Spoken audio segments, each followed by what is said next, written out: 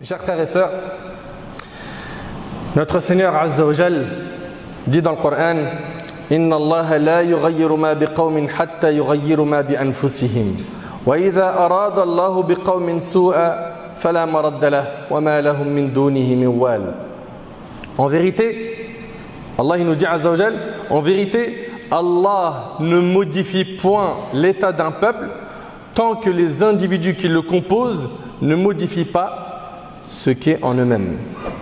On comprend de ce verset qu'Allah subhanahu wa ta'ala améliorera notre situation lorsque nous-mêmes on aura fait l'effort de quoi? De nous améliorer dans notre relation envers lui Azza wa Jal. En vérité, Allah ne modifie point l'état d'un peuple tant que les individus qui le composent ne modifient pas ce qui est en eux-mêmes. Et lorsqu'Allah veut infliger un mal à un peuple, nul ne peut le repousser. Ils n'ont en dehors de lui aucun protecteur. Mes chers frères, mes chères sœurs, ce verset est une clé qui nous permet de comprendre comment est-ce que nous, musulmans, doivent se comporter avec notre Seigneur Azza wa Jal pour avoir son soutien, pour améliorer la situation de la communauté musulmane. Il n'y a rien sans rien. Vous le voyez ici, Allah tabaraka wa ta'ala ne change l'état d'un peuple que lorsqu'ils se changent eux-mêmes. On est nombreux à nous plaindre de pauvreté, on se plaint de manque de risque. On entend des gens dire: moi, dommage, j'ai pas ça, j'arrive pas à avoir ça, etc. On se plaint également de la situation de la communauté musulmane, comment est-ce qu'elle est vue, comment elle est stigmatisée, comment elle est pointée du doigt. On se plaint de pas mal de choses. Et Allah tabaraka wa ta'ala ne corrigera l'état de la communauté que lorsque chacun d'entre nous, c'est donc un effort ici individuel comme vous avez pu le comprendre, chacun d'entre nous, lorsqu'on aura fait un effort comme il le faut sur nous-mêmes, Allah tabaraka wa ta'ala nous apportera son soutien. Il n'y a rien sans rien. Il n'y a rien sans rien.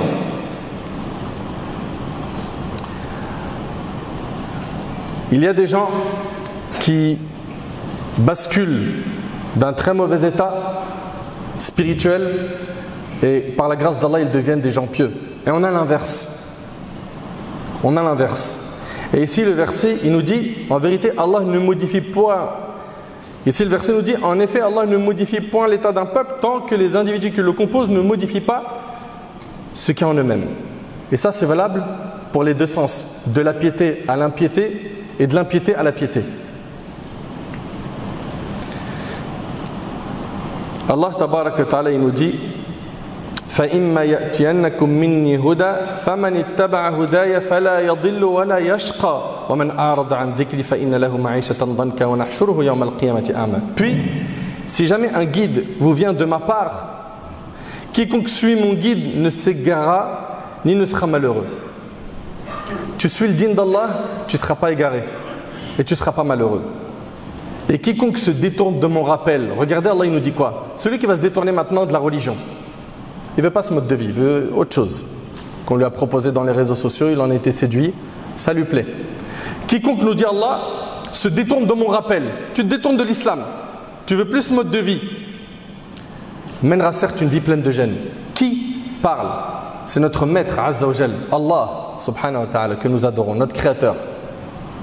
Allah tabaraka wa ta'ala il nous le dit, c'est dans le Coran et on sait que tout ce que nous dit Allah tabaraka wa ta'ala est véridique.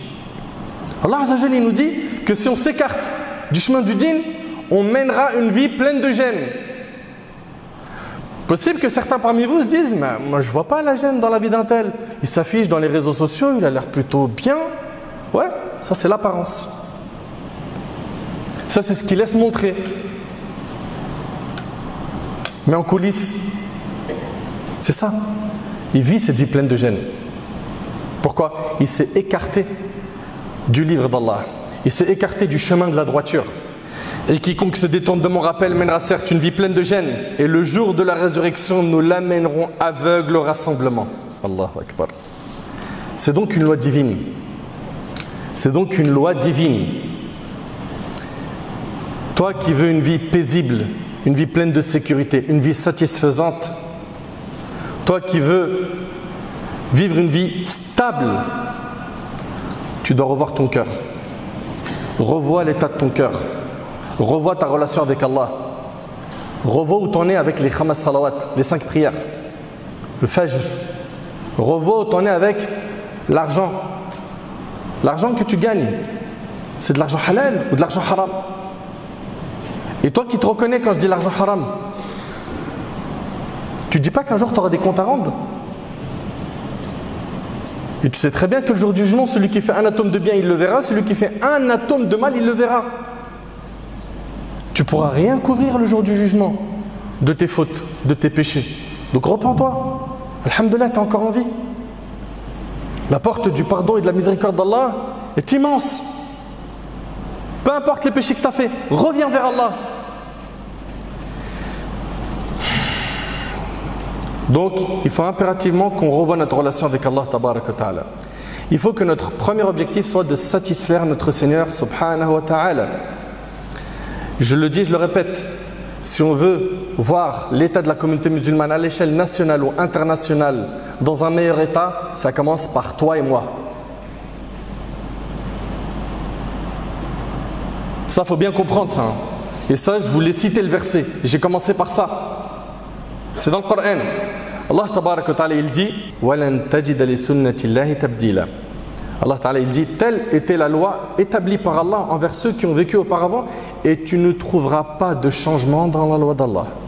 La loi d'Allah, c'est, je le dis, je le répète, tu veux que les choses changent, change. Parce qu'on est souvent là à attendre un Superman. Il faut se dire la vérité. Ah, la communauté elle va mal, la communauté elle va mal. Quand est-ce qu'il va y avoir un sauveur? Comprends que ça commence par toi. Toi et moi. On les voit les gens se plaindre, se plaindre, se plaindre. Mais quel est ton principal souci? Cette vie d'ici-bas ou l'au-delà? Zayd ibn Thabit radiyallahu anhu rapporte avoir entendu le prophète alayhi salatu wassalam dire: celui dont ce bas monde est son principal souci. Écoutez bien s'il vous plaît. Celui dont ce bas monde, dunya, est son principal souci. Allah mettra la pauvreté entre ses yeux. C'est-à-dire quoi? Quoi qu'il ait, il ne sera jamais satisfait. Il a, machallah, des terrains, des maisons, il a de l'argent, il n'est pas satisfait. Allah Ta'ala, il mettra la pauvreté entre ses yeux. C'est-à-dire quoi? Il ne sera jamais satisfait. Il en voudra toujours plus. Il sentira qu'il n'est toujours pas dans la situation dont il rêve atteindre. Il sentira qu'il n'a pas encore atteint l'objectif voulu. Il ne sera jamais rassasié.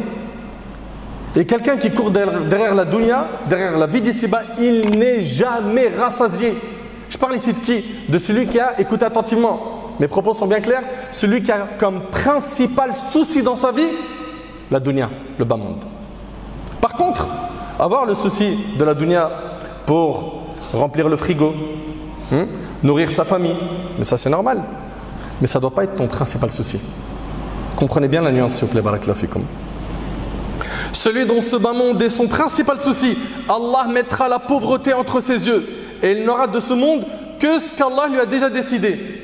Tu n'auras finalement que ce qu'Allah t'a décrété d'avoir. Et celui dont l'au-delà est son principal souci, s'il vous plaît, Allah barik fikum, méditez sur cette parole du prophète sallallahu alayhi wa sallam. Celui dont l'au-delà est son principal souci, Allah mettra la richesse dans son cœur. Et c'est celle-là la vraie richesse. Celle de l'qana'a, d'être satisfait de ce qu'Allah t'a accordé. Tu seras quoi? Riche du cœur. Comment? En apprenant à dire Alhamdulillah, je suis mieux qu'un tel, en te comparant à qui? À celui qui est en dessous de toi. Ça, c'est le comportement du musulman. Dans la dunya, tu te compares à ceux qui sont en dessous de toi. Ceux qui ne trouvent pas d'eau potable à boire, ceux qui n'ont pas de logement, ceux qui se sont fait bombarder dans les pays de guerre, etc. Tu te compares toujours à celui qui est en dessous de toi. Mais par contre, au niveau de la religion, tu dois toujours regarder ceux qui sont au-dessus de toi. Pourquoi? Pourquoi tu ne viens pas à la mosquée comme un tel? Pourquoi tu ne connais pas des sourates de Coran comme un tel que tu connais, qui est dans tes contacts? Pourquoi tu touches au haram alors qu'autour de toi, tu as des gens, même des fois proches, ou ta famille, qui ne sont pas dans ce monde? Écoutez bien. Et ici, il nous dit, celui dont l'au-delà est son principal souci, Allah mettra la richesse dans son cœur et l'ici-bas viendra à lui malgré lui, rapporté par Ibn Majah. Alors, soyez très attentifs s'il vous plaît. Quand tu cours vers l'au-delà, le bas monde, il te court après. Quand tu cours vers l'au-delà, c'est-à-dire toi, ton plus grand souhait, c'est ridallah, la satisfaction d'Allah. Ça, c'est ton objectif numéro 1 dans ta vie. Sache que ce bas monde va te courir après. Tu voulais te marier?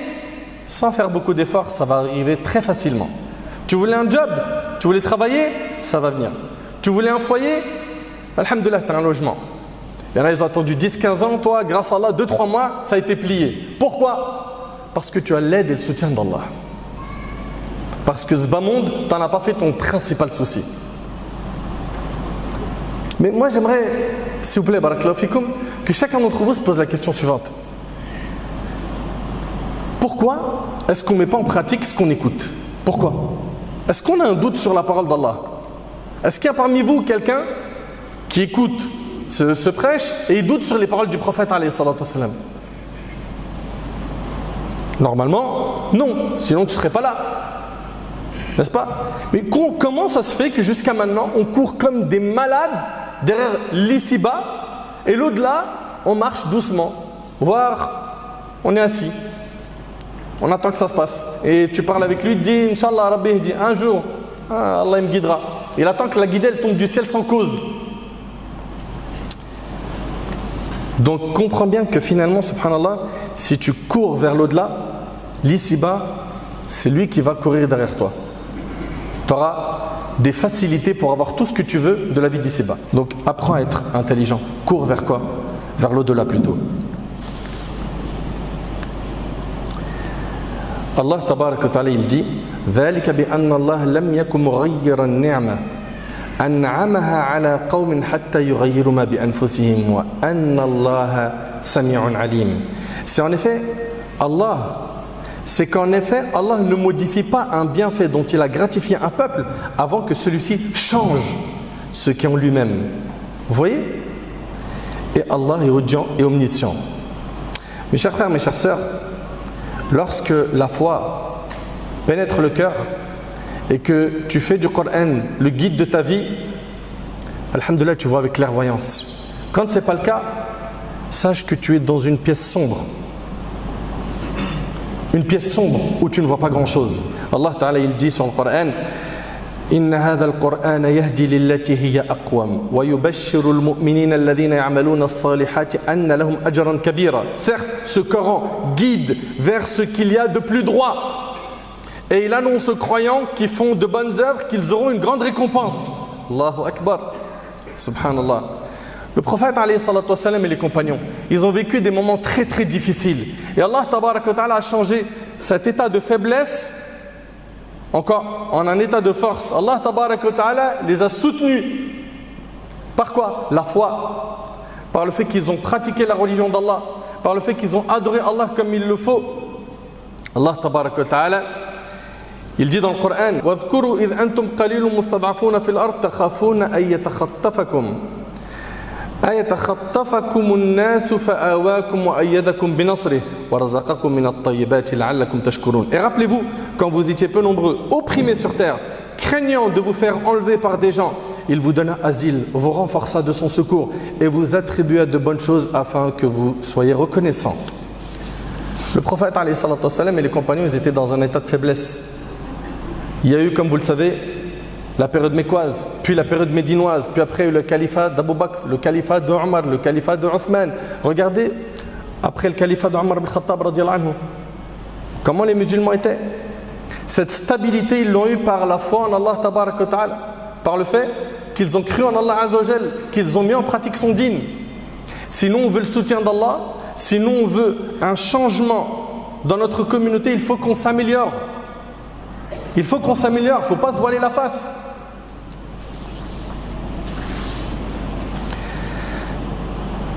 Allah tabarak wa ta'ala change l'état de pauvreté à l'état de richesse lorsque la personne le craint. Allah tabarak wa ta'ala il dit وَمَن يَتَّقِ اللَّهَ يَجْعَلْ لَهُ مَخْرَجًا وَيَرْزُقْهُ مِنْ حَيْثُ لَا يَحْتَسِبُ وَمَن يَتَوَكَّلْ عَلَى اللَّهِ فَهُوَ حَسْبُهُ إِنَّ اللَّهَ بَالِغُ أَمْرِهِ قَدْ جَعَلَ اللَّهُ لِكُلِّ شَيْءٍ قَدْرًا. Et quiconque craint Allah, il lui donnera une issue favorable. Et lui accordera ses dons par des moyens sur lesquels il ne comptait pas. Et quiconque place sa confiance en Allah, Allah lui suffit. Il réalise toujours son ordre. Allah a décrété toutes choses avec mesure. L'imam Ahmad rahimahullah, Tirmidhi, Ibn Majah et d'autres ont rapporté avec une chaîne de transmission authentique. D'après Omar ibn Khattab radiallahu anhu, le prophète alayhi salatu wassalam a dit si vous placiez votre confiance en Allah comme il le veut véritablement, il vous donnerait votre subsistance. Comme il la donne aux oiseaux, ils partent le matin le ventre vide et ils retournent le soir le ventre plein. Allah tabaraka wa ta'ala donne à ses serviteurs. Et lorsqu'ils sont reconnaissants, il leur rajoute. Allah tabaraka wa ta'ala rajoute de ses bienfaits à ses serviteurs lorsqu'ils sont reconnaissants.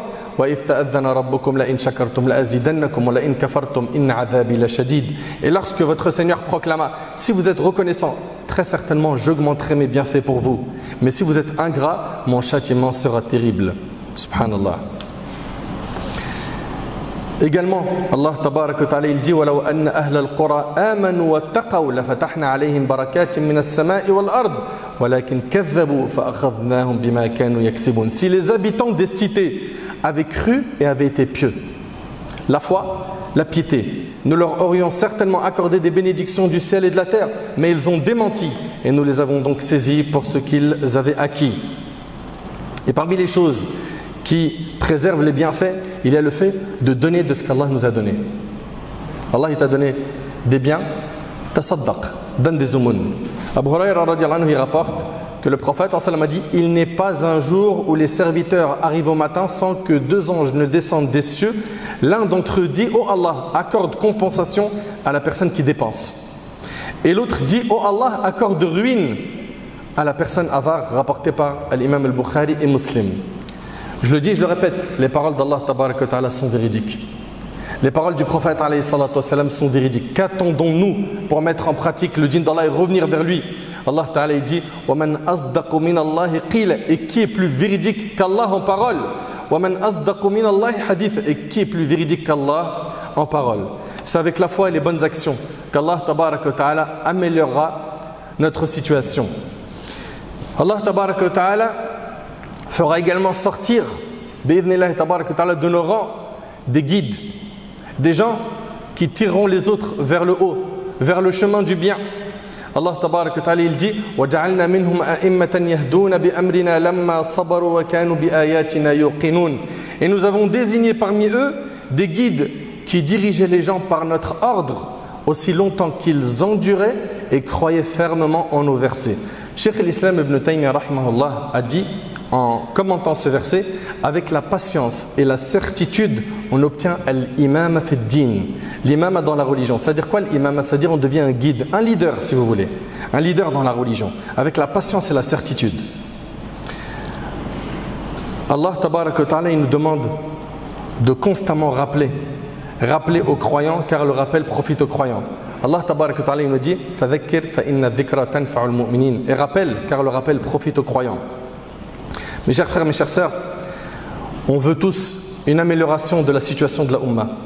Je le dis, je le répète, la Ummah, sa situation ne s'améliorera que lorsque chacun d'entre nous se prendra en main sérieusement. Sérieusement. Tous, on a nos défauts. Tous, moi compris. On a tous des péchés qu'on connaît très bien de nous-mêmes. À nous de faire le nécessaire pour les corriger. À nous de faire le nécessaire pour revenir vers Allah et accomplir les obligations, de nous écarter des interdits, afin qu'Allah tabaraka wa ta'ala améliore notre situation et nous soutienne. Allah ta'ala il nous dit وَإِن تَصْبِرُوا وَتَتَّقُوا لَا يَضُرُّكُمْ كَيْدُهُمْ شَيْئًا إِنَّ اللَّهَ بِمَا يَعْمَلُونَ مُحِيطٌ. Mais si vous êtes endurants et pieux, leur manigance ne vous causera aucun mal. Allah connaît parfaitement tout ce qu'ils font. Donc personne ne pourra te nuire. Sois-en sûr.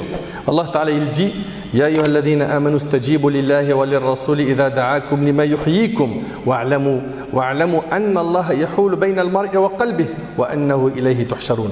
Ô vous qui croyez, répondez à Allah et aux messagers lorsqu'ils vous appellent à ce qui vous donne la vraie vie. C'est-à-dire quoi? Qu'est-ce qui donne la vraie vie? L'islam, le Coran. Et sachez qu'Allah s'interpose entre l'homme et son cœur.